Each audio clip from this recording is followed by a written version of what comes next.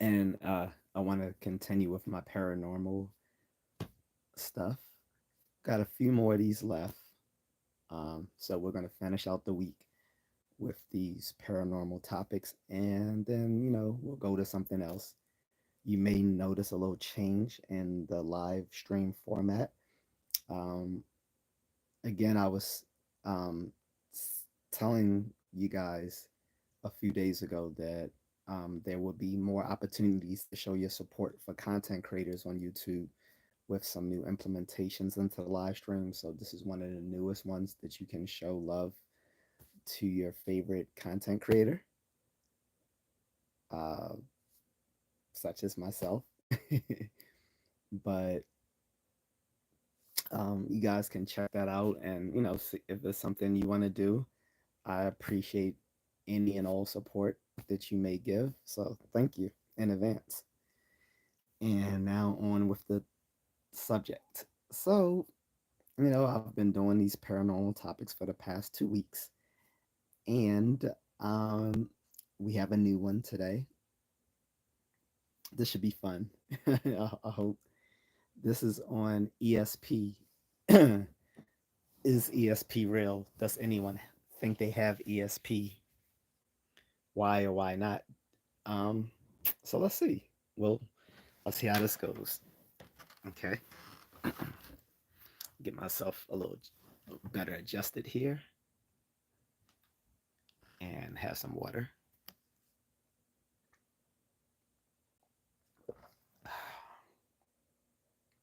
This light fixture becomes a problem. Um, I will turn it off. So far, seems to be cool,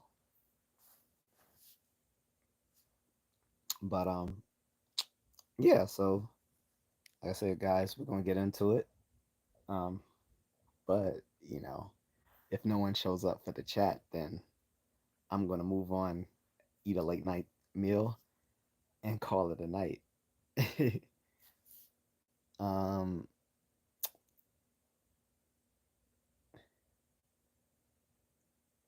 the so again, the topic is ESP. Do you have ESP?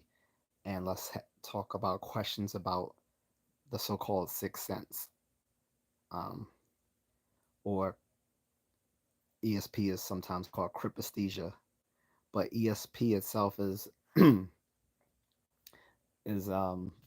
acronym which stands for extrasensory perception.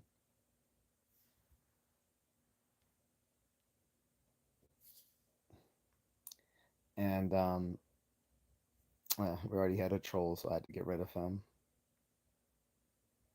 Trashbit says, "How are you?" I'm doing well, thank you. Um, so aside from that other troll, hello to everyone in the chat. So again, I've been doing paranormal topics for the past few weeks on my live streams, just because I thought it would be a fun discussion, and it's also sort of a way of me introducing um, critical thinking skills and skepticism through these conversations.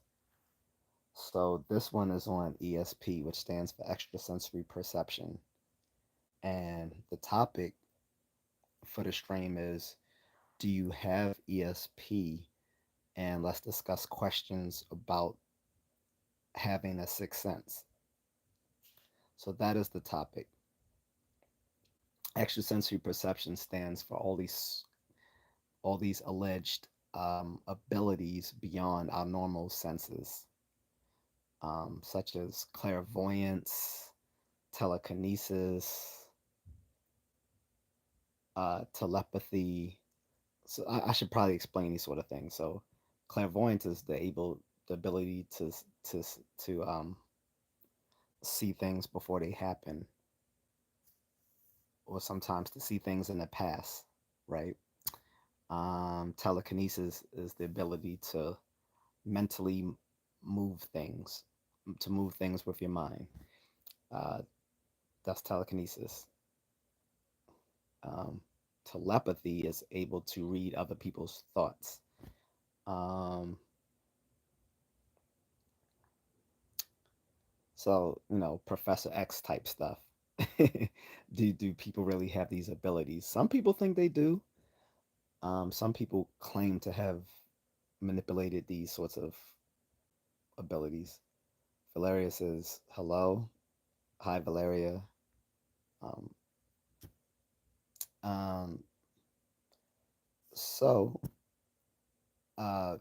these gets into the sorts of things that may be considered extrasensory perception and clairvoyance.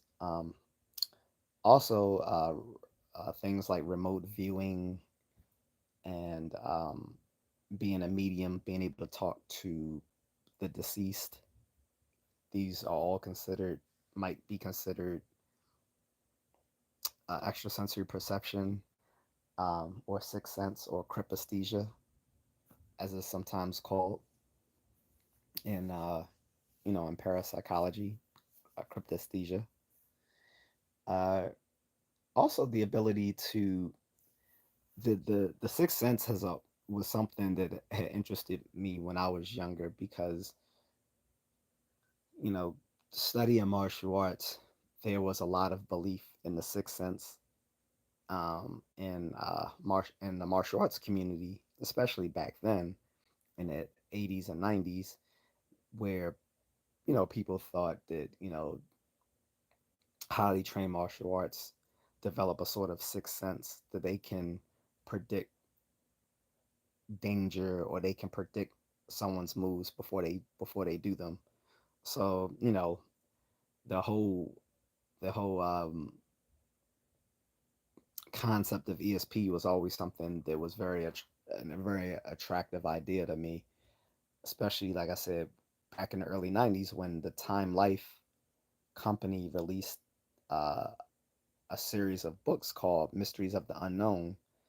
And I think one of the first volumes of their series of books was on like ESP and stuff like that. I remember a year after those books came out, I just checked them out at the library and read through them. And it left me kind of wanting for more. Like I guess I was expecting sort of a how-to book. Like I was looking, so I went to start looking into other books where people claim to have these abilities or to claim to be able to teach other people these abilities. And they all turned out to be rather fugazi, unfortunately. Um, yeah, it wasn't really until college that I really became more, I came into scientific skepticism and became a more scientific minded person and realized all these sorts of things were rather dubious. So I didn't, because at the time, yeah, as a teenager, I just felt let down that I couldn't develop these abilities. I was hoping to be able to like punch someone like 10 times in 1 second, or have this fighting sixth sense where I could predict the move before someone does it. I even went to a martial arts class where they were doing this. This happens frequently in Bushido. Uh, and one particular one is a ninja class where the guy will have like a either a shinai, which is like a bamboo stick sword, or a boken, which is a wooden sword. I hope it's more of a shinai because a boken could actually injure you. So I'm thinking it's mostly a shinai, which is a bamboo uh, fighting sword that you often see people practicing with in kendo, which is the Japanese art of fencing, stemming back from the samurai. And these swords are made of bamboo, so they don't hurt when you get hit with them. They use these to spar with, and so I've seen in this one little ninja class where the master would test these people's sixth sense or reflexes, and would be standing above them with their backs turned, with about to bring the shanai, the practice sword down on their head, and the person is supposed to sense it and quickly roll out of danger. And it became quickly apparent that this was bullshit because the typically, if this was a student that the teacher to wanted to favor, like maybe his top students or whatever, he gave sort of like a non-verbal cue for them to move. Like when he brings the sword down on the person's head, he'll kind of like give a little bit of a tell, so the person knows to roll out of the way.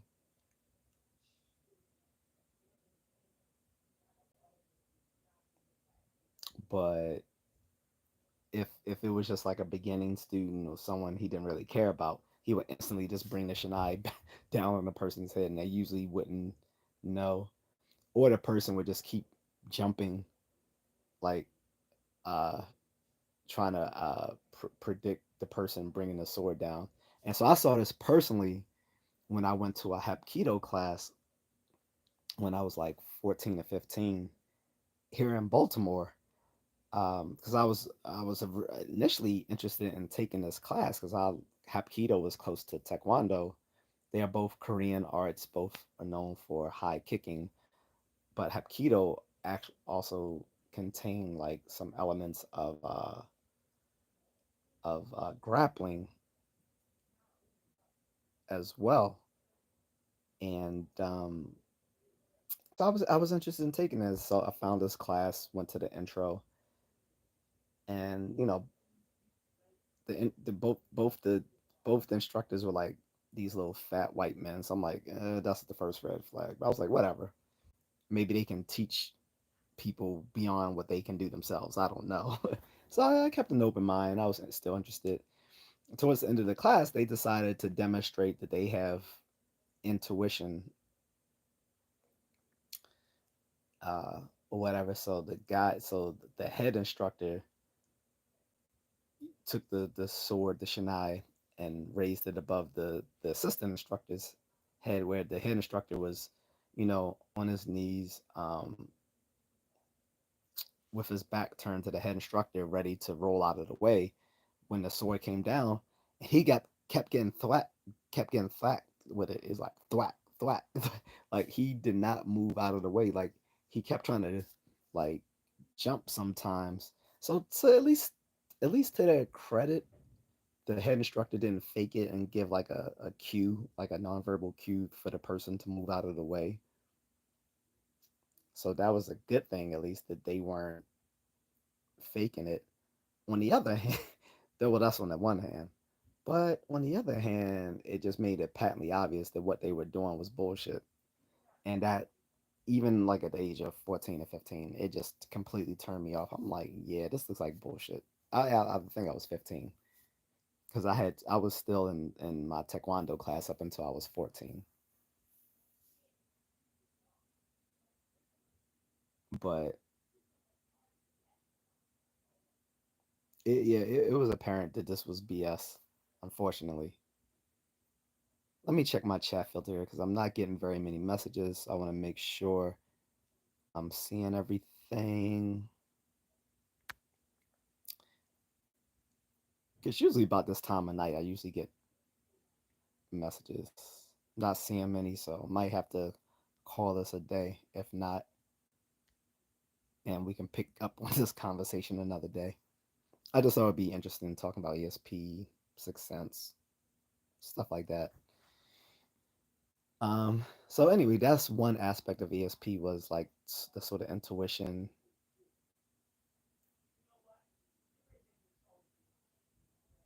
predicting, another fighter's moves before they make them, stuff like that. Intuition. Now, intuition actually is a real phenomenon, which I wouldn't consider as ESP. Like it's actually like a well documented phenomenon within scientific psychology. but not in the way that it's been addressed in martial arts.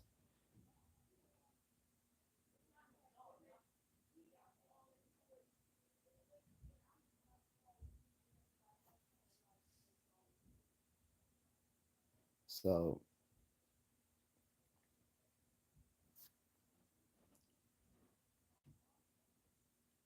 Jordan says I have ESPN. That's funny.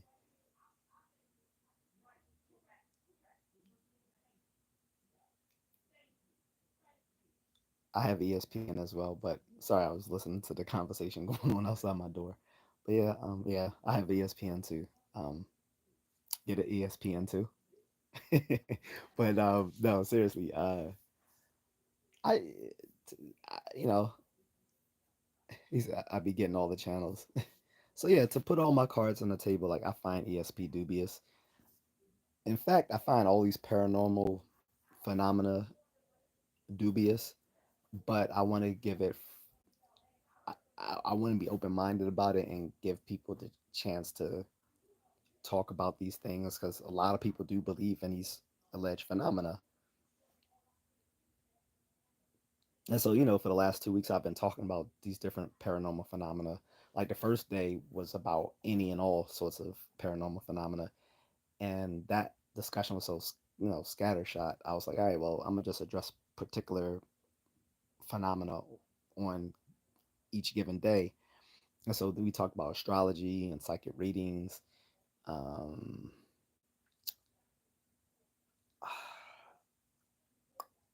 cryptids, which are like monsters or mythic beasts, um, and other things. So we talked about spirits. So this one I'm talking about ESP because while not as popular anymore, back in like the 90s and 2000s, this was like a really popular topic for a lot of people. A lot of people believed in stuff like this. I think not so much now, but it's still there. Like there's still circles, there's still social circles that still talk about this stuff and believe in these sorts of things. Empaths.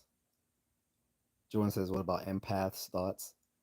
The only place I've heard of empaths, and that's EMPATH, was on Star Trek The Next Generation. I've never heard of empaths outside of Star Trek The Next Generation, to be honest. The But I get it. So because so an empath will be able to read a person's feelings. I would kind of put that along the along the same lines as telepathy. As a matter of fact, the funny thing is on Star Trek: The Next Generation, even though she would tell people she can't read thoughts, she can only read feelings. On there, they were on some episodes where she did have some telepathy skills, so it's like it was kind of inconsistent on the show. Like on some episodes, she could strictly only read other people's feelings without them expressing them. But in other episodes, she could also sometimes read thoughts, and her mother was both was had both telepathy and was empathic.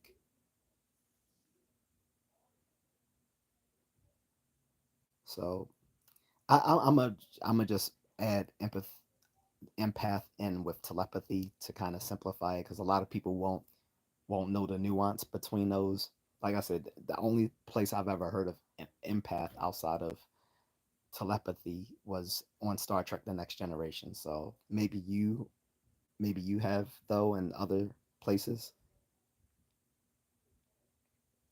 Jordan says, my thoughts on ESP honestly is similar to women synchronizing period cycles. Also, sorry for my spelling. I got a touch of the tism, my bad. LOL. It's all good. Um, well, women synchronizing their their menstrual cycles is more of a um, that's doesn't have to be explained psychically. Like it's not an extra scientific thing. Like it tends to deal with like things dealing with hormones and and you know some psychogenic things to put, I guess, to not get too technical. So those things um, aren't mysterious. Even if we can't fully explain them, they're not like things that are outside of the realm of science or you know um, a physical explanation.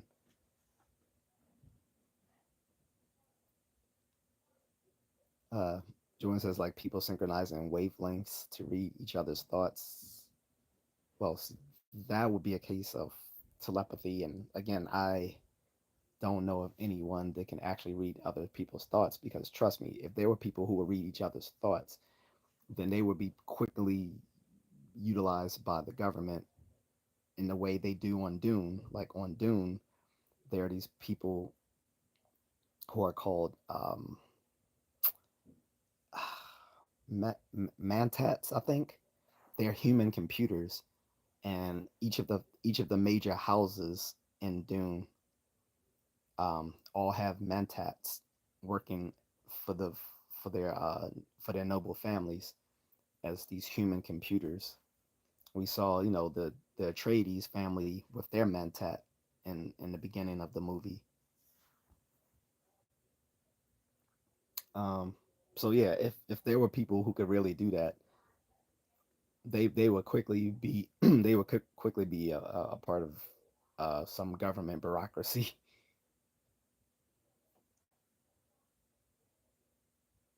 Joanne says, "Bro, have you not seen the men who stare at goats?"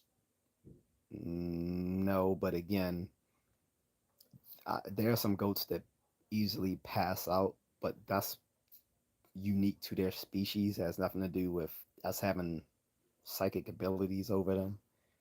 Again, what you want to think of when people make these sort of claims is what sort of mechanism would explain these abilities?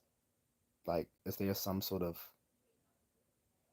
natural explanation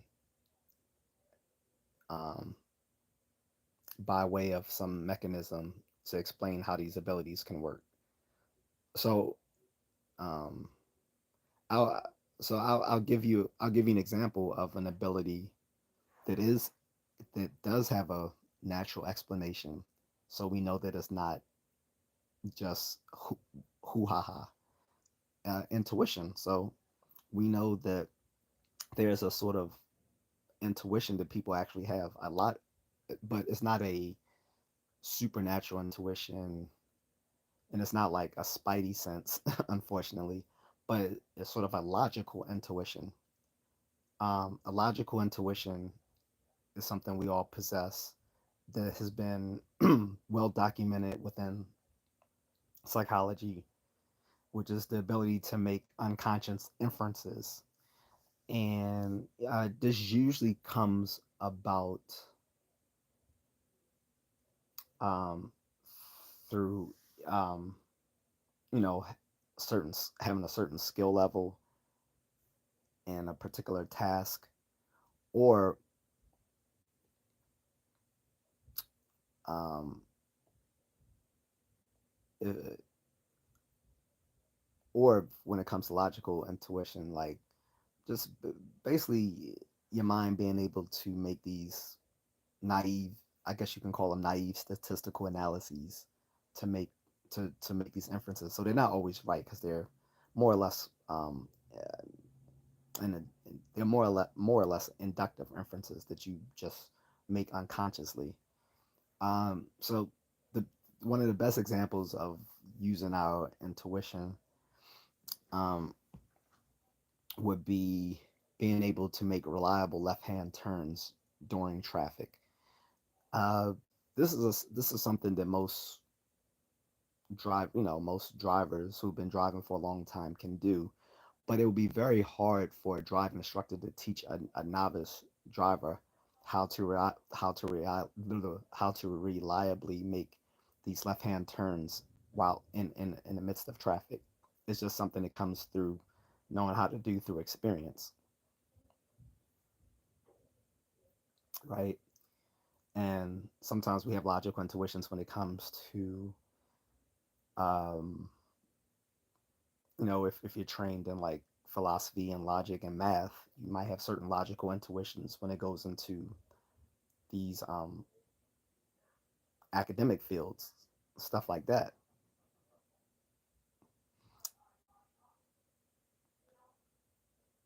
or common sense intuitions.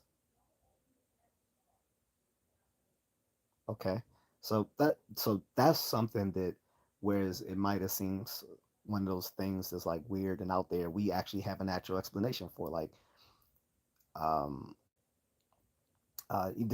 there's actually a name, a term for it in psychology. They don't just call it. They usually don't call it intuition itself. I mean, it is intuition, but they have a term for it, which is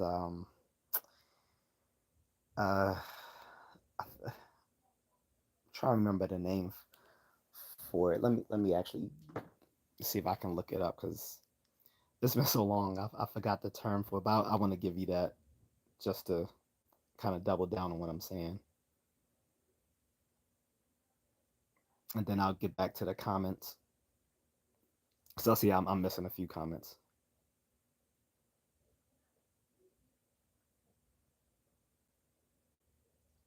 Give me a second while I type this. I'm using one hand.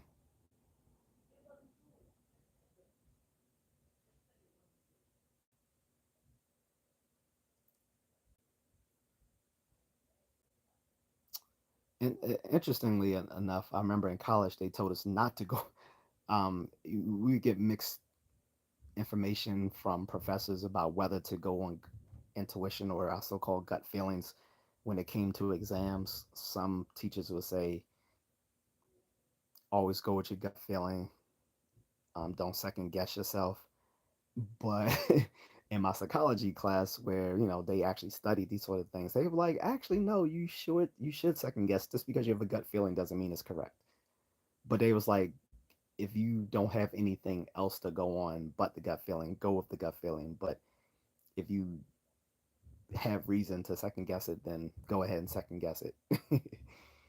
um,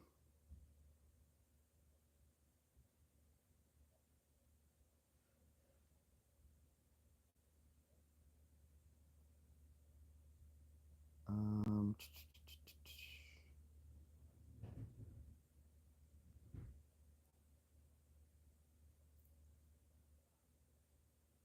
but I keep getting it calling it instinctive or gut feeling, but that's actually not the technical term for it. Um, in cognitive psychology, like there's an actual like dry term for it, which is I think it's called deliberation before attention effect. I mean, deliberation before attention effect. Yep, that's it. I remembered it now. It just came to me. So the scientific term for intuition, since like I said, it is well documented now. It's called the deliberation before attention effect, which is also known as deliberation without attention effect. It's a psychological concept suggesting that for complex decisions, sometimes taking a period of time to passively consider options without actively focusing on them, such as deliberation without attention, can thinking lead to better choices compared to actively thinking through the details right away. Essentially, letting your unconscious mind process information can be more beneficial in certain situations. So, again, so that's one ability we know uh, that has traditionally been called ESP that actually is a real phenomenon in scientific literature. But like I said, all these other ones we haven't found evidence for that come under the rubric of ESP, such as clairvoyance, telekinesis, telepathy, um, uh, um, those sorts of things. Now let me get back to all the comments I think I've missed. Okay.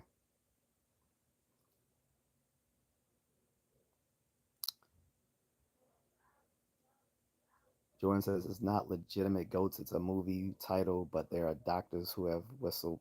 I don't watch all sorts of random movies, so but I think I do remember some sort of comedy or something. That sounds like it's like from over 20 years ago, something like that. I don't know. Um, I think it's a movie title, but there are doctors who have whistleblown the fact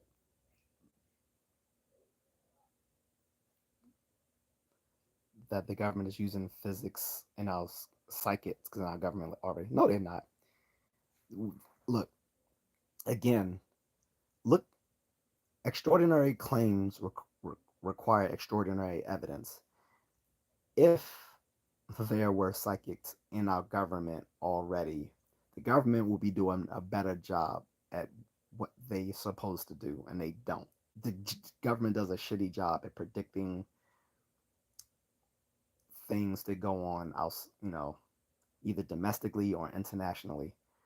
The reason we have the reason we get information on things that go on either domestically or internationally is through our intelligence community. That's how we know things through our intelligence community and through journalism, or at least muckraking journalism. If there's still anyone that does muckraking journalism anymore, there's still a few,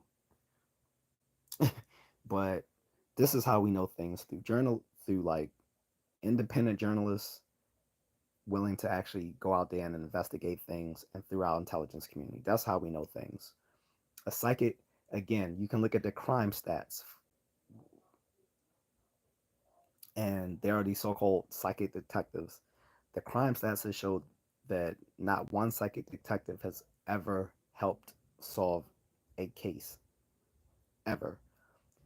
Anytime you do see so-called psychics talking about the results of a case, it's always after the fact, in hindsight. Anyone can talk about something that happened in hindsight after the fact. The so-called psychic Sylvia Brown is known for that. She will always give these hindsight retellings of stories. But it's like, yeah, we all knew that now. In hindsight, she can't predict anything within foresight. She has no clairvoyance. So, um, what's up, Agatha? By the way, she says hello, good night. I'm here. I didn't want you to go unnoticed. Dilho says, I'm pretty sure Men Who Stare at Goats is a British flick. I've seen it, but it's a long time ago. That's why I haven't watched it. I mean, I don't watch British movies. I'm going to be honest. I don't think most British film is good. Their music is corny. Their comedy is trash, and most of their movies aren't that great. I mean, it's just a different cultural standard. So we have different cultural standards and things like when it comes to filmography and comedy, and not too many great things. I don't. Most of the things the British make is kind of corny. Sorry, that's my own personal take. The music is corny. Their films are corny. Their comedy is super cheesy. Omar says, "What's up, bro? Good to see you. What's up, Omar?"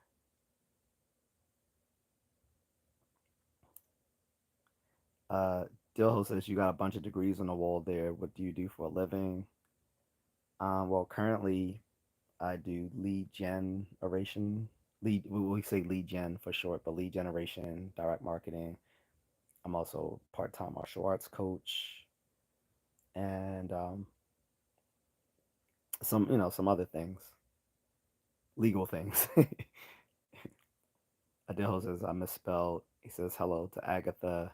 He said word salad ain't my thing, but I'll give you a thumbs up anyway. Word salad? Did I give off some word salad? Because I don't think I have.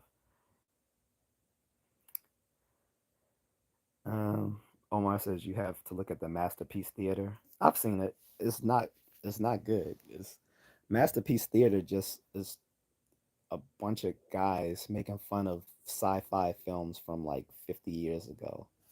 I'm not gonna watch a show. I watched Masterpiece Theater 3000 the movie, but I've never sat down and watched an entire show because it was corny. I'm not gonna sit there and watch a guy and two Muppets make fun of sci-fi films from 50 years ago. It's corny. So, I mean, again, that's just my own subjective taste. I don't find British stuff entertaining.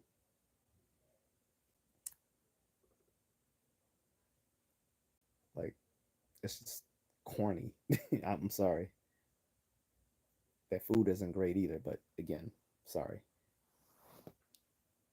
Sean Ryan show episode 95. Joe McMonig- McMonigal give this a listen about the government using psychic as remote viewers. No need. I've again, guys, I'm part of the skeptic community. We've known about remote viewing for like 50 years. I have a subscription to this the Skeptical Inquirer. We've debunked remote viewing over 40 years ago. None of this stuff is new under the sun for us. Like we've debunked these ideas 40 years ago. People continue to believe these things only because they want to believe them, not because there's actually strong evidence for them. We've debunked them. People continue to believe in these things because of the belief effect, the backfire effect, and confirmation bias, not to mention ignorance about the fact that these things have already been debunked by professionals 30, 40, 50 years ago. Remote viewing, there's just no, there's very little evidence to support it. Like I said, I wish some of these abilities were real because, like I said, as a kid, like as a young teenager, I was hoping ESP would be real because I wanted to use that to become a better martial artist. But it's not real, unfortunately. And I've looked into a lot of literature at the time. It is actually it was actually my openness to the paranormal which drove me into skepticism because the more and more I learned about this stuff, the more and more I learned that these things are very dubious. And then I looked at the counter information and saw, okay, well, a lot of this stuff was actually debunked. And I'm like, oh, well, that's a shame because I actually had a lot of interest in all these sorts of things. So, um,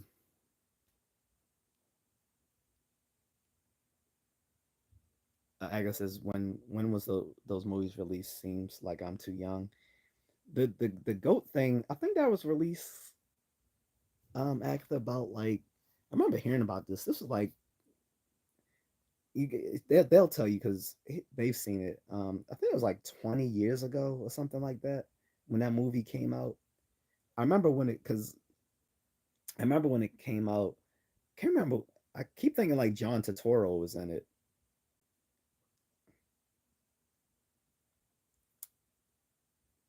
Um, I don't know if John Turturro was in it, but the guy who's been in like a lot of like Italian and Spike Lee films, and he was in Transformers, and um, and he was recently in the Batman as Carmine Falcone.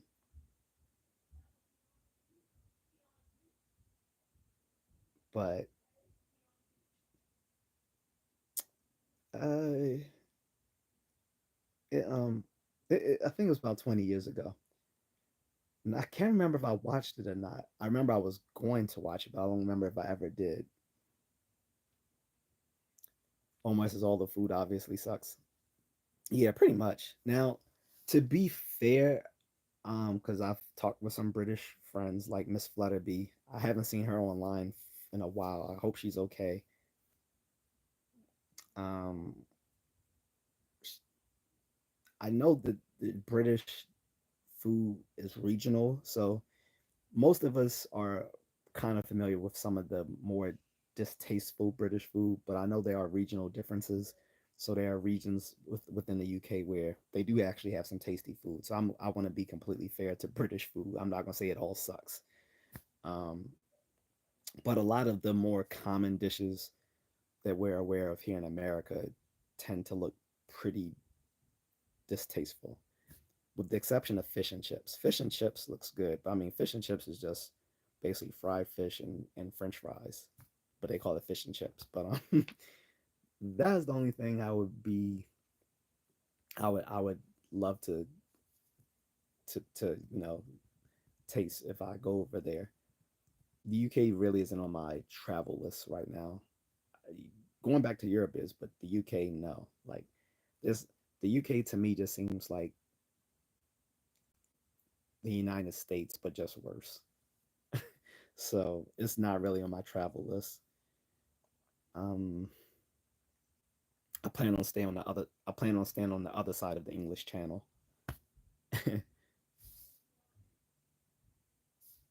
So, but yeah, like I said, there's regional differences within the UK, and there's some dishes I'm pretty sure that are good than others, but they're better than others. Um, Also, there's the stereotype amongst black folks that British people don't season their food. So I don't. Again, I don't want to make sweeping generalizations of the entire UK cuisine based on just a few things of which I'm aware. So, Omar says, "Do you remember a guy named Art Bell? He talked about it a lot." Uh. He said Art Bell is a G. He said, "Yes, I used to love to listen to Art Bell. Not familiar with him. I don't really listen to random people unless they're like someone who's an intellectual, like with academic credentials, um, or if they're not within like a particular academic niche that I'm familiar with, like analytic philosophy, cognitive science, or well-known public intellectuals like Carl Sagan, Neil deGrasse Tyson, Steven Pinker, you know, Richard Feynman, Richard Dawkins, Sam Harris, and all these other sorts of public intellectuals. Those are the people of which I'm familiar. Agatha said I was 6 years old then. Okay, I get it. I get it. I remember movies though when I was from six. Agatha, one of my favorite movies I saw when I was 5, Return of the Jedi. Um, Actually, some of my most memorable movies come from when I was like 5, 6 years old. I think the first movie I saw when I was a kid, and I had to been I might have been 4, either 4 or 5. It was like E.T. and The Last Unicorn. I was around 4 or 5 years old when those came out. Um, I don't remember The Last Unicorn as much, but I remember E.T. because I kept watching it over and over on VHS afterwards. Same thing with Return of the Jedi. Plus, when Return of the Jedi came out, I was already like, like watching the older movies on VHS or HBO, and I had the toys. But I was still young enough. I was still young enough that I got to see the last of the original trilogy in its original theatrical release, which was Return of the Jedi. The other two, I was too young. 1980, when Empire Strikes Back came out, I was 3, so definitely uh, didn't see that one. And when um, the original Star Wars: A New Hope came out in '77, I was just born. Well, actually, it came out before I was born, so like probably like 4 months before I was born. If it came out in May, I think.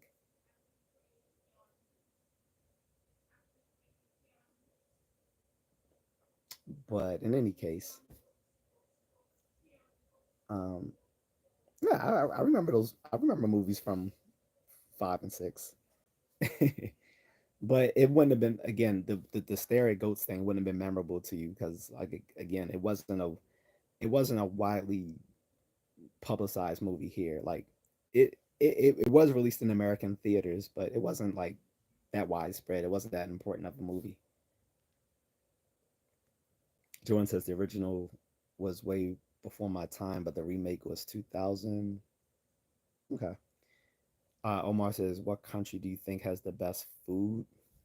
Oh, that's subjective because I can't say what country has the best food because food personal taste is completely subjective. Um,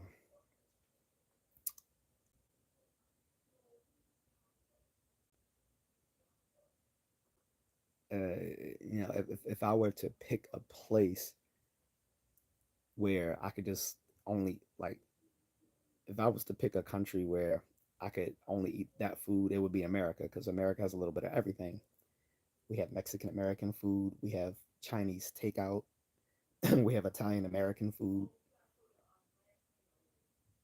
Um, we have we got the American Southern food. Um,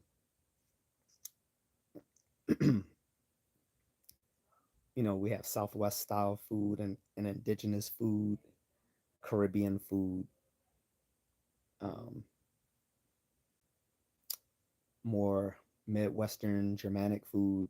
So I would pick America because we have a little bit of everything here.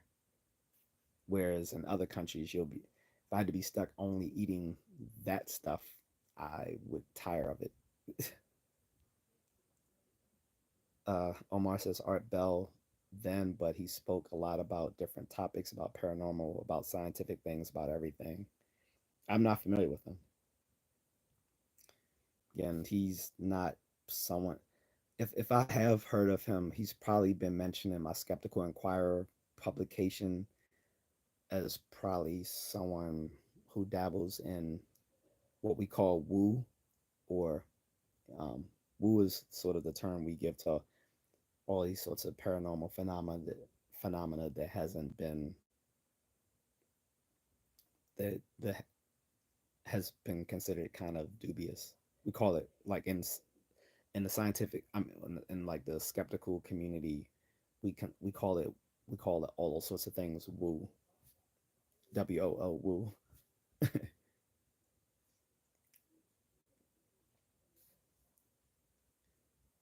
But like I said, at least one thing does exist, intuition. But again, it's not a spidey sense sort of thing, unfortunately.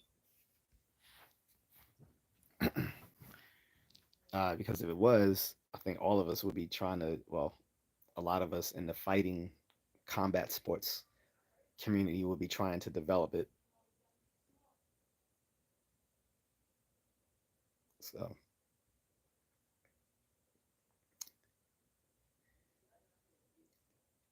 I'm trying to think of other ESP abilities, but like I said, the main ones I know people talk about is like telepathy, telekinesis, clairvoyance, and there are um, contests for people to demonstrate they have these abilities where they can win a lot of money. The late magician, the amazing James Randi, had a challenge, and it went up in years. The prize amount, it started from like 10,000, went to 100,000, and then went up to 1 million. He's passed away, but I think his estate still offers that challenge yearly for anyone who could demonstrate paranormal abilities. However, every time people do attempt it, they fail. No one has passed it yet. The reason being is that uh, the challenge comes with scientific controls. So if you can't demonstrate it within a uh, under controlled laboratory conditions, then is they're not going to consider it real. Okay, and this is what dissuades a lot of people from trying because they know that they can't really demonstrate it under controlled conditions, and that's really a they complain that it's because their abilities work spontaneously. They can't control it, which means they can't perform it under controlled scientific conditions. But that's really a cop out because anything you can actually do, you can do under controlled conditions. Like if I had to go somewhere and they said, "Can you demonstrate that you actually have significant martial arts ability under controlled conditions?" I would be able to perform, and not just perform. I would be able to outperform any minimal expectations that they have. Same thing for say like an athlete in like football or basketball, someone who's a spelling bee champion, someone who can solve Rubik's cubes really quickly. Like any of these people can do these things that they know well under controlled conditions. So for a person to say, "Well, I can bend spoons with my mind like Yuri Geller," but you can't do it under controlled conditions means you can't really do it, right? So no one has ever won the James Randi challenge. And I said, he's given more and more incentive for people to try because it went up to like $1 million. Imagine just coming into somewhere, showing people you know how to do a sidekick and winning $1 million for it. That is literally that easy if, and only if you actually have psychic ability. But no one has been able to show that they do. And James Randi's challenge isn't the only one. Uh, there's the Australian Skeptics Challenge as well. They offer one where there's their prize isn't as high as James Randi's 1 million, but I think it's close to it. I think it's like about $250,000 US, or 200,000 US, something like that. Don't quote me on the exact amount because I don't remember. Um, and I think they still offer it. I'm not sure. But between the Australian Skeptics Challenge, the James Randi Challenge, and there's some other ones across the globe as well, they all offer similar prize amounts for anyone who can demonstrate paranormal, some sort of ESP or sixth sensibility or crypesthesia or paranormal stuff at all. They, not only would they win a lot of money, they will be instantly famous because anyone who actually showed that they have actual ESP, that they are an esper, as I think they call it in like Japanese, they call them espers. Anyone who could show that they're an esper, that they have ESP, would be instantly famous. Like they will be all over social media and mainstream media, um, for, for their for their abilities. They will be rich and famous. They would have won those challenges and they would be famous. It would be well worth to the the doing these challenges. So for people who were saying, "Oh, well, no one can really win that," and blah blah blah, and that's why they don't really do it because they don't want to show off.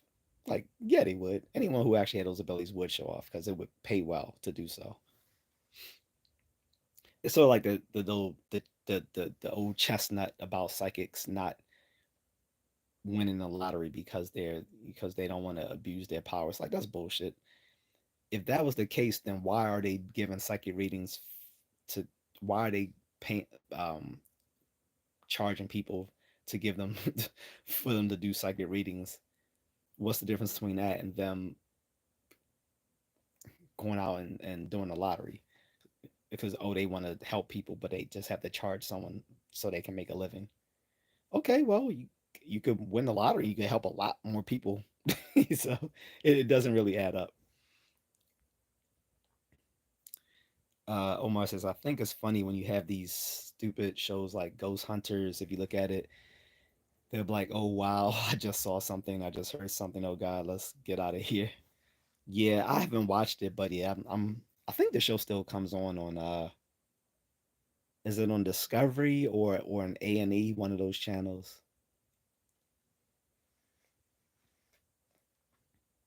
Yeah, a lot of the people they have on those sort of shows like Ghost Hunters and stuff like that aren't very, um, credible. Um, Usually when they have actual paranormal investigators like the like the the world renowned Joe Nickel, um, they don't like it because he will pretty much like show that a lot of this stuff is dubious, and so usually he'll be like just they'll minimize the the exposure that Joe Nickel gets on these shows, like the whole like if a show's like an hour long, so like for the first 40 of so minutes they're just gonna just show you all the credulity of these claims, and then they'll give like 5 minutes to Joe Nickel to come in and say, well, this is why this stuff doesn't really add up. And they'll usually only give him about 5 minutes or so, because obviously if he spent like half the time of the show showing why a lot of this stuff is dubious, it would lose a lot of the people who might be the target audience who believes in this crap. So, and Joe Nickel isn't the only one, but he's probably one of the most famous guys out there.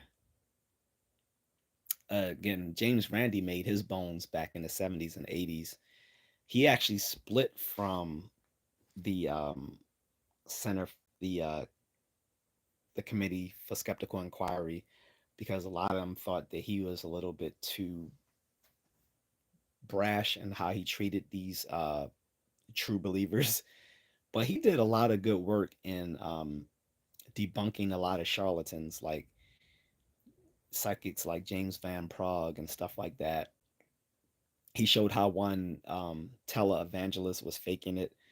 Like the person had a earpiece where they were being fed information about people coming up to them and during the service.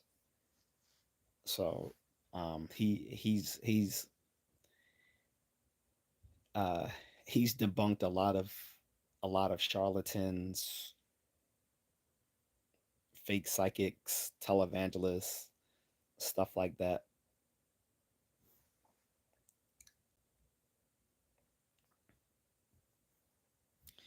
Um, then there's a guy. If we're gonna go talk about martial arts, called McDojo Life. He has a YouTube channel called McDojo Life. He gets into a lot of dubious stuff in martial arts. I think I'm gonna make that a whole. I've talked about chicanery and martial arts, but I'm gonna do a whole live stream separately to this one on all the chicanery and martial arts. I've done one before, but I'm gonna do another one as a part of this ongoing thing about um, paranormal phenomena, because there's so much alleged paranormal things talked about in martial arts that really don't add up. And again, it was these very alleged phenomena in the martial arts which initially attracted my interest into the paranormal in the first place, like chi energy and the sixth sense and no no no touch knockouts and uh um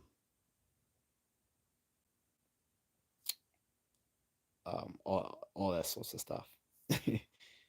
Agnes says a few years ago I saw this guy walking on wire in Times Square. It was very scary. Do you think that guy has psychic power? No, that's just training. You talking about walking on tripwires? No, they um that's just an acrobatic feat that comes to a lot of practice. They start on something like a like the what they call it, the straight beam that we have to do in gymnastics back, when we all did that in high school or middle school. They start with something like that, and then they gradually decrease the width of the surface on which they're working on which they're walking, until they can walk on like they can walk on a rope. It's a common acrobatic thing.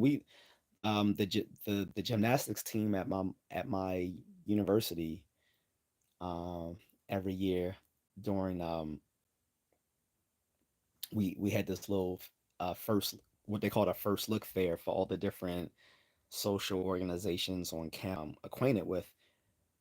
if in case they wanted to join these things, they have this first look fair where people could find out about all these things. And one of the things the gymnastics team at the on campus did was they set up a little rope between the trees and let people try walking the rope. So that's just an acrobatic feat. That has nothing to do with psychic powers. It's a physical skill.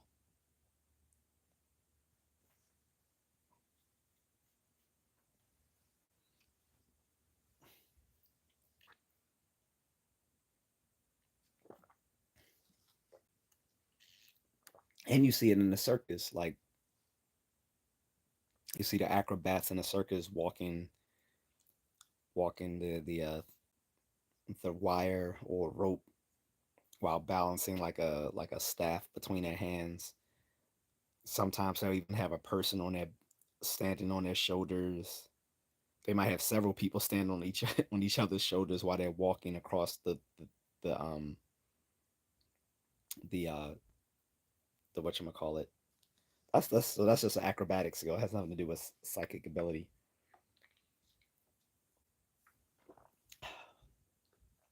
Batman sidekick, original sidekick Dick Grayson, Robin, started off as an acrobatic with the Flying Graysons, and lost his family when someone cut the wire when they were doing the swinging back and forth and stuff. So yeah, just acrobatics.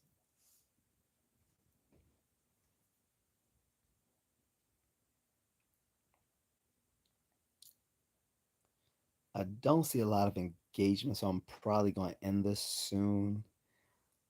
If you guys want to show support, you can um, definitely show me some support by sign up for memberships, or you can. My membership started at $2.99, very cheap, less than a Happy Meal, or and you get that membership for a whole month. Um, or you can do a super chat, like especially for people who always want to ask me random questions. Like the super chat is the best format for that, because when I'm doing like a specific topic, it'll derail the conversation. So if you want to talk about something else, just drop me a super chat or a super sticker. Um, and if you're watching this on replay, you can drop me a super thanks. Another way you can support me, which is new to the live chats now, if you can see this here in the, I think it's on my screen. It's in the above section, but for you guys, I think it's going to be at the bottom of the screen. There's a thing called gems, which is another way you can support me or other content creators. Um, and definitely give me a like, share, and subscribe. That helps me a lot. Um, those likes and subscribes help a lot. Sharing helps a lot because um, that means the algorithm will share, spread my channel even more. So I just discovered some guy today who's a content creator. I've never heard of him, but the dude has 14.2 million subs. It's like, how have I not heard of someone who has 14.2 million subs? And the reason why is because he only does YouTube shorts, and I don't really watch YouTube shorts. But it's crazy that he could have like 14 over 14 million subs. I've never heard of him until today. And now I don't remember to get the YouTube channel's name. But yeah, go ahead and show support if you can by giving me a like and a subscribe, share, hit the bell notifications. Well, hit the bell to know when I'm uploading new content, because I do sometimes do pre-recorded long form videos as well as the YouTube shorts and these live streams. I plan on doing some more videos where I bring on guests, but for some reason it wasn't working when I tried to a few times when I tried to bring my wife on. I don't know if there was a firewall in the Philippines preventing me from doing so because I couldn't bring her on and I couldn't bring on another guest whom I previously had on. Um, I haven't tried anyone outside of the Philippines to bring on, so I'm not sure if it was just within the Philippines or if it was just a glitch on my end or a restriction on my end.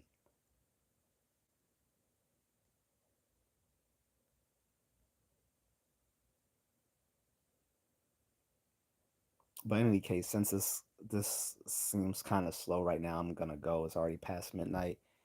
I want to get a little bit to eat before I hit the hay. So, unless there's any more comments, questions, criticisms, I'll give it a minute. Um, but if not, people have some thoughts after the fact. you can always you can always leave a reply in my comment section, and I'll find it and read it.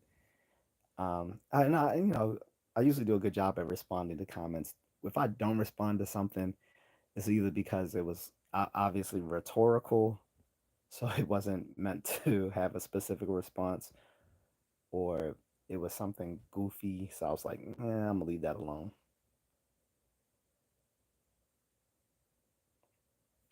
But yeah, I'll give it a few seconds to see. Um,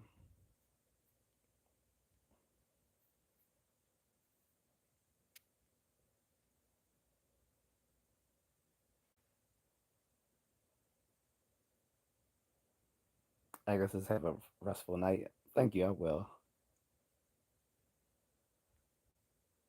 Cause yeah, it is like it's just kind of moving slowly, Agatha. Like, no one seems really engaged in the conversation. I keep trying to find a good block of time where I can find people who would be reciprocal to chatting in the chat room, and it seems like it's a constantly moving target.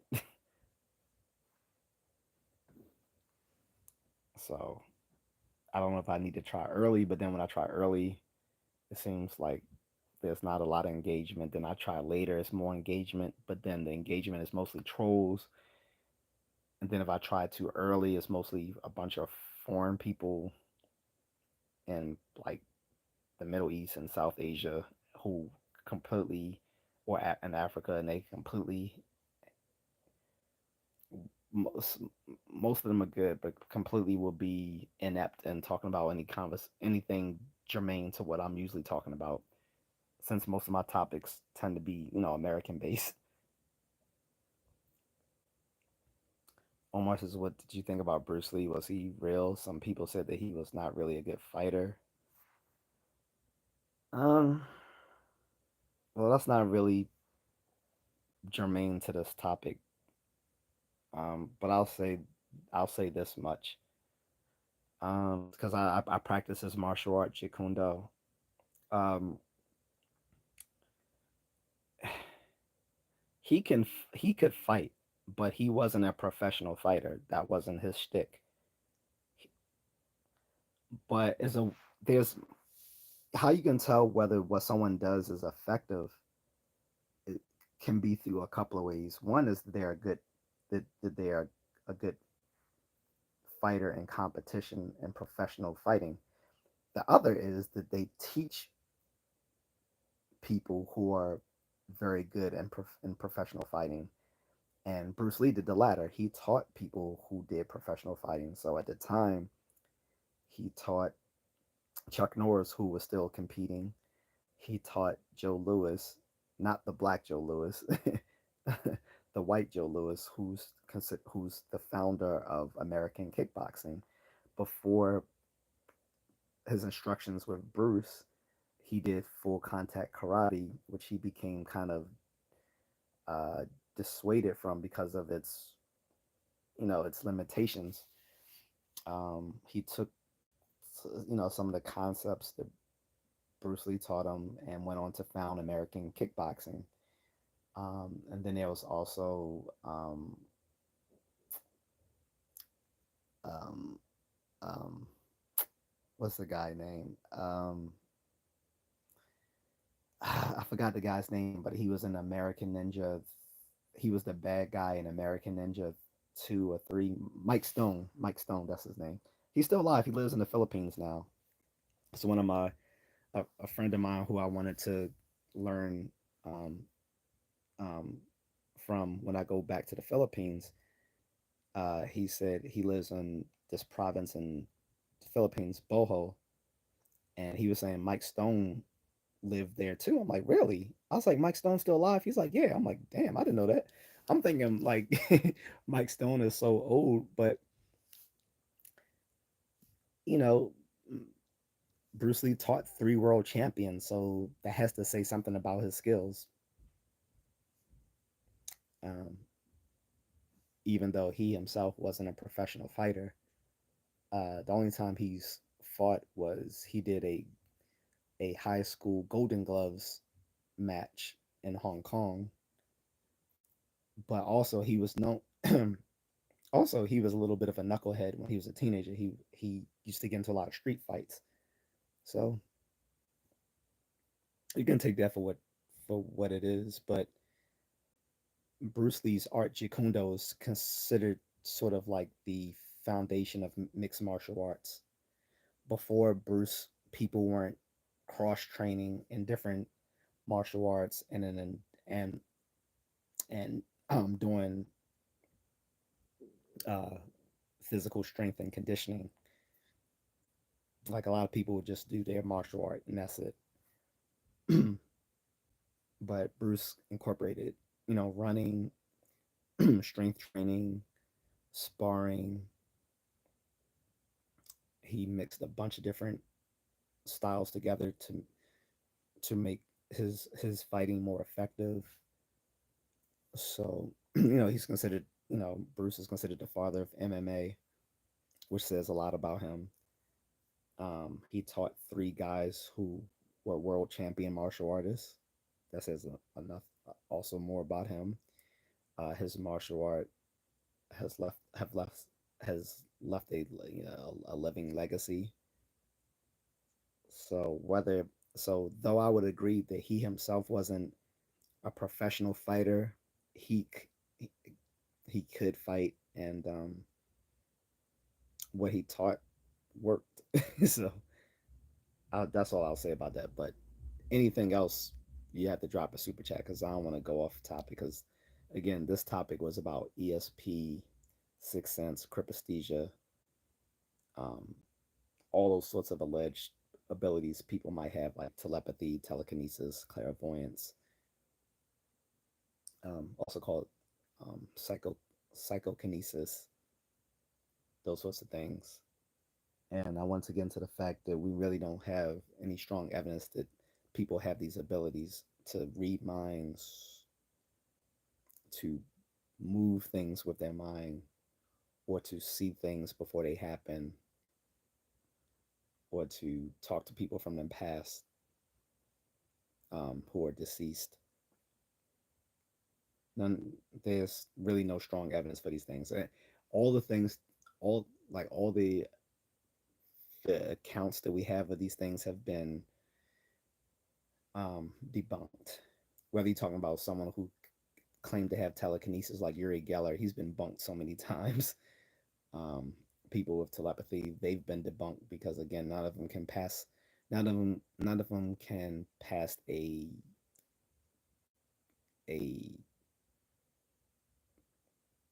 a challenge where there's control conditions for it. Like if you see like the beginning of Ghostbusters in 1984 when he's doing the whole like seeing they have telepathy that they can see the cards or whatever. So um, it was funny that Peter Venkman in the movie himself was a skeptic of this sort of stuff in the beginning of the movie, which is why he's a charlatan. He's a charlatan for the very fact that he's taking advantage of the people who do believe in this stuff, even though he doesn't himself, because he has both a PhD in psychology and in parapsychology. And also, I want to correct something I was saying in the last few live streams where I was saying that Duke University has a program in parapsychology. They actually don't. They did used to do research in parapsychology, but they never had a program in parapsychology. And unfortunately, I found out that the research that they did do in parapsychology is now no longer part of the the curriculum. Like it's done independently of them through the Ryan, called the Ryan Research, named after the famous so-called psychic uh, J.P. Ryan, or whatever his name is, something Ryan. Don't remember his full name. Rhine Ryan. So, but he formed a Ryan Research um, facility, which is where Duke, I think Duke University still has connections to that research lab, but they themselves don't have a parapsychology program. So I wanted to correct myself on that because I said that in a few streams that they have a parapsychology program and they don't. So I wanted to correct that misinformation I gave out. Um, Agnes says Sunday night on my flight home, I was watching a lot of your video. Hope I love those discussions with your friend in the car. Oh, thank you. Oh, you were checking out some of my old stuff. I appreciate it. Omar says, I don't know. I had a dream about my friend dying and I told him about it and he got very mad. He was killed 3 months later. But that was 3 months later. That doesn't really count. Besides that, again, this is one of those things I've talked to friends about as well when I tell them why these sorts of dreams can't be counted as psychic visions because number it's just a misunderstanding of probability theory. There's 8 billion people in the world, right?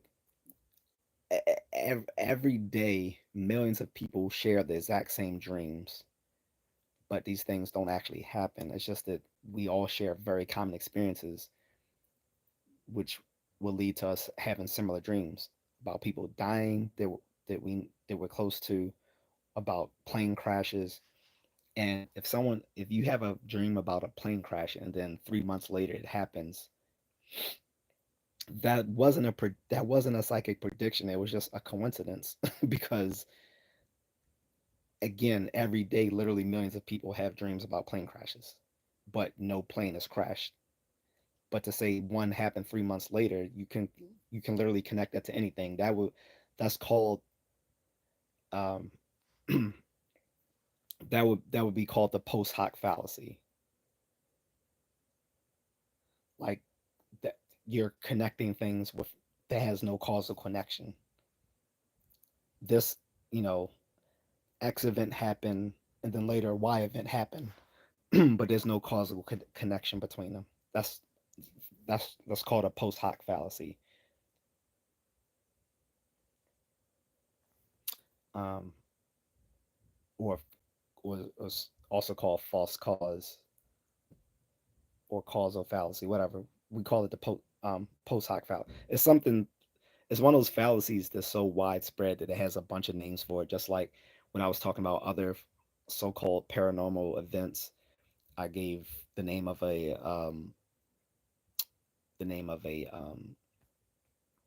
another phenomena that goes by a lot of names because it's such a widespread um, fallacy, which is called the Forer effect, or the um, P.T. Barnum effect, or subjective validation, or the fallacy of personal validation, and then maybe even a fifth name for it. But it all goes into the fact that that that, that it's a phenomena whereby people will make wide, such a vague, and such a vague and widespread, um, wide sweeping generalization that it can literally fit most anyone. That's called subjective validation, and this goes into like people doing psychic readings and horoscopes, stuff like that. Um, and again, this is another one that people have a very common fallacy for, which is the post hoc fallacy, which is because of this, then that, um, where people um, link to un, link two unrelated events together. Um, so it's unfortunate that your friend did pass away. I'm sorry to hear that, but you didn't predict it. if you were to predict it, it would have it would have been more, but it would have been more believable if it happened after the very dream. But even then, that wouldn't have been a a genuine prediction because again, literally millions of people share the same dream every day, and nothing happens to the people who are the contents of those dreams. So, Agnes says if someone dreams about seeing their family member who has passed on, they're imagining they're imagining pass it on their imagination or psychic. You guys are saying everyone's spelling psychic wrong. Y'all keep spelling it physics, but I get it, psychic. Um, uh, yeah. Again, it's just a matter of coincidence. So one of the well-known laws within probability theory is called the law of truly large numbers, which is given a large enough uh, sample, a large enough probability sample or sample set, um, there will be coincidences. If anything, it would be more mysterious if there weren't coincidences. So the larger the the, the larger prob probability sample, the the more frequent there will be coincidences, which are just coincidental events happening at the same time. That's just a part of probability theory, the law of truly large numbers. Okay, and this gets into another thing, which is basically a lot of us make a type two error, or we people are very good at seeing patterns where none exist, right?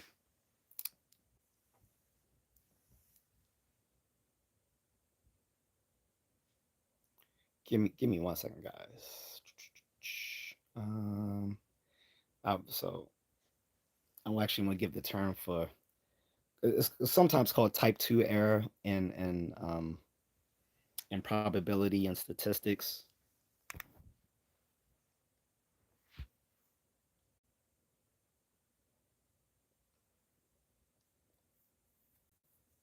where a person makes uh, well, someone makes a false positive, but then there's type one errors where people um, type one errors is when people um, don't make a, a correct a true a true correct a true correction. I always misstate them. But I want to just give the other term for these type two errors as as it pertains to this and not to probability. So give me 1 second. So anyway, sorry, reconnected. So anyway, let me restate that because I know it sounded muddled what I was saying. Because I know it sounded muddled what I was saying, and I don't want to be more confusing. So like a type one error is when you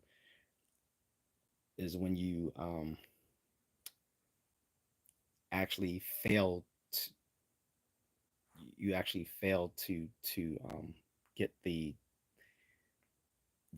the correct the the correct thing. Let me go back again. So sorry, back again. So anyway, so a type one error is when you actually reject a the correct the correct the correct hit the correct pattern. Type two is the opposite. You where you select the false. So it pertains to hypotheses and hypothesis testing. So to state it more explicitly, you reject In a type 1 error, you reject the null hypothesis when it's actually true. That's the way I'm supposed to state it. I just was trying to avoid stating it that way. I was trying. Whereas a type 2 error is when you accept the null hypothesis when it's actually false. Okay. So one is a false positive, and one is the correct positive type. So when you're talking about making seeing patterns that don't actually exist, such as in nature, or when we're talking about paranormal and stuff like that, we're talking about making type 2 errors, not making type 1 errors. Type 1 errors is you would be rejecting something that actually does exist, something that's actually true. That would be you neglecting to see the pattern. Type 2 is the opposite, where you're making a pattern that doesn't exist. You're seeing a pattern that doesn't exist. So I hope that makes more sense. But there's another word that we use for type 2 errors outside of probability theory. All right, so anyway, I'm gonna about to go, but yeah, so again, I want to restate what I was saying because it was again, I want to restate what I was saying because it was misinformation. So again, a type 1 error in statistics and probability theory is rejecting the null hypothesis when it's actually true, which is sometimes also called an alpha error. Then type 2 errors is accepting the null hypothesis when it's actually false, which is sometimes called a beta error. Okay. But the type 2 errors outside of probability theory and statistics can also be known in other ways. Um, Say when we're talking about people seeing things that don't exist, or making claims of things that don't exist, we call it apophenia. Making because one of the things our minds are really good at is making patterns out of the out of the sense experiences we collect visually and auditorily and so forth, and tactily as well. So sometimes we make patterns when there aren't even patterns to make. I mean, we sense patterns when there aren't any actually there to make. So that's called apophenia, or sometimes called patronicity. So I just wanted to get into that. So again, dreams would be that sort of example of apophenia or type 2 error, seeing you know um, false positives because it is due to the post hoc fallacy and confirmation bias that people would believe that merely having a dream about someone dying, or that someone's going to be involved in a plane crash, that it's actually going to happen to them. um, and say it does happen 3 months. Like, here's the question: like, how temporally related, as in when I say temporally related, how close in time to you having that dream experience does it have to be before you think it's real? Like,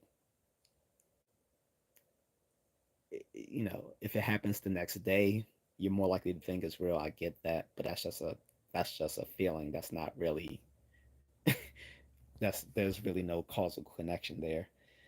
Um, unless you could establish a track record of every day predicting something, that would be different. Then that might be something we could actually study objectively. Like, and then also you would probably be predicting some very banal things, like predicting uh, a 1996 Honda Civic is going to come by your house that you've never seen before, make a sharp left turn and hit the mailbox, come back to the next house, speak to that very person, flick him off. So very specific things. But just saying, hey, well, predicted my friend was going to die, and 3 months later he did. Like, that's not very. It's not very believable unless you already want to believe it. That's how I put it. Which again just gets into why I think ESP and so-called sixth sense is dubious. Another problem with calling ESP the sixth sense is that we have more than five senses. I mean, it's up for debate amongst physiologists how many physical senses we actually have, but most of them currently agree on nine senses. So the fact that we call this so-called ESP or crypesthesia the sixth sense is really a misnomer because we already have several senses beyond five. Like we have about nine senses. And like I said, some physiologists might even argue for more if they want to be more, they want to break those down even further. But most physiologists will agree we have at least nine physical senses. So calling ESP, crypesthesia, or other paranormal type abilities the sixth sense is sort of silly once you know more about anatomy and physiology. So anyway, I'm gonna leave it at that, guys. Um, and again, if anyone has any more questions or comments or criticisms or want to delve more into that topic, leave a reply in the comment section. I'll check it out. Please show me some support, like and subscribe, share, hit the bell for notifications. If you want to support my efforts, you can get a membership or drop me a super thanks, um, or in the links in my description. You can buy me a coffee at buymeacoffee.com, or you can drop me a cash app. So all of those things are available. If you want to reach out to me, my email is in the link, as well as my Facebook and Instagram that are connected to this channel. So with that, I'm going to leave you guys and have a good night or a good day if you're on the other side of the world. Thank you guys. Peace out.